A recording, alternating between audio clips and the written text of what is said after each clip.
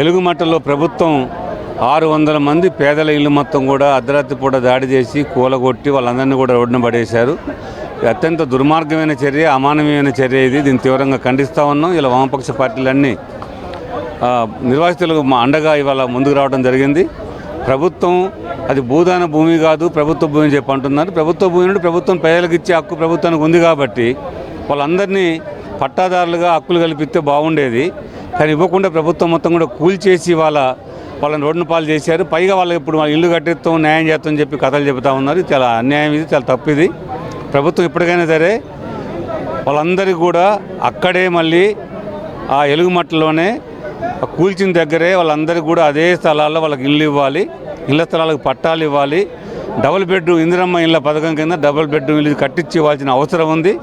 ఈలోపు వాళ్ళందరికీ కూడా ప్రభుత్వం వాళ్ళకి షెల్టర్ ఏర్పాటు చేయాలి, వాళ్ళ సౌకర్యాలు కల్పించాలి. తక్షణ సాయం కింద ₹1,00,000 ఇవ్వాలని చెప్పేసి వామపక్షాలకు మేము డిమాండ్ చేస్తూ ఉన్నాం. ప్రజాపాలన అని చెప్పి అంటున్నారు. ప్రజాపాలన అంటే ప్రజల్ని బాగు చేసే పాలన ఉండాలి తప్ప పేదల ఇల్లు కూల్చేది ప్రజాపాలన కాదు. అందుకే చాలా సిగ్గుపడాల్సిన విషయం ప్రభుత్వం ఇది. ఇలాంటి అన్యాయంగా, అక్రమంగా కనీసం చిన్నపిల్లలు, వృద్ధులు, పేషెంట్లు కూడా చూడకుండా రోడ్డుకి ఏడ్చడం అనేది చాలా దుర్మార్గమైన చర్య. ప్రభుత్వం ఈ చర్యను మానుకోవాలి. తక్షణం చేసిన పాపానికి పరిహారంగా ఈ ప్రభుత్వం వాళ్ళకి వెంటనే అక్కడే పట్టాలు ఇవ్వాలి, ఇల్లు కట్టాలని డిమాండ్ చేస్తూ ఉన్నాం. ప్రభుత్వం వాళ్ళకి న్యాయం చేసేదాకా ఈ వామపక్ష పార్టీలు అన్నీ కూడా పేదల పక్షాన ఉండి పోరాడతామని చెప్పి తెలియజేస్తా ఉన్నాం.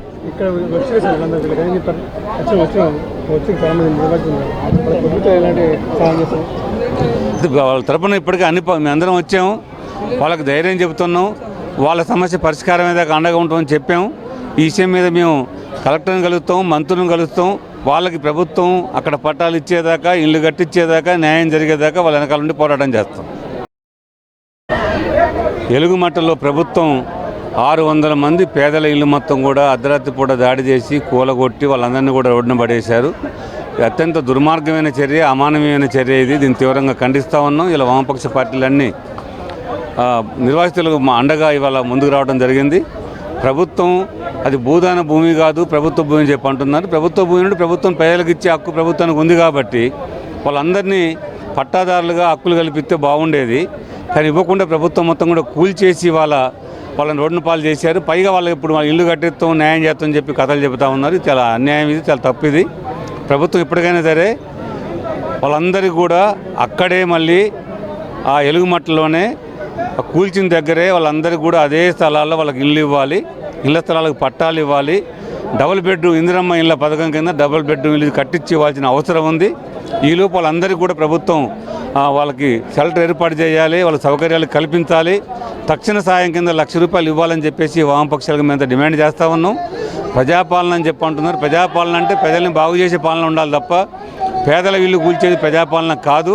అందుకే చాలా సిగ్గుపడాల్సిన విషయం ప్రభుత్వం ఇది. ఇలాంటి అన్యాయంగా, అక్రమంగా కనీసం చిన్నపిల్లలు, వృద్ధులు, పేషెంట్లు కూడా చూడకుండా రోడ్డుకి ఏడ్చడం అనేది చాలా దుర్మార్గమైన చర్య. ప్రభుత్వం ఈ చర్యను మానుకోవాలి.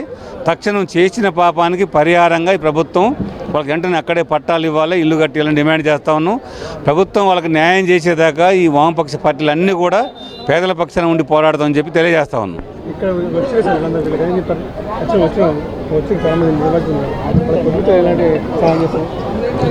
వాళ్ళ తరపున ఇప్పటికీ మేము అందరం వచ్చాము, వాళ్ళకి ధైర్యం చెబుతున్నాం.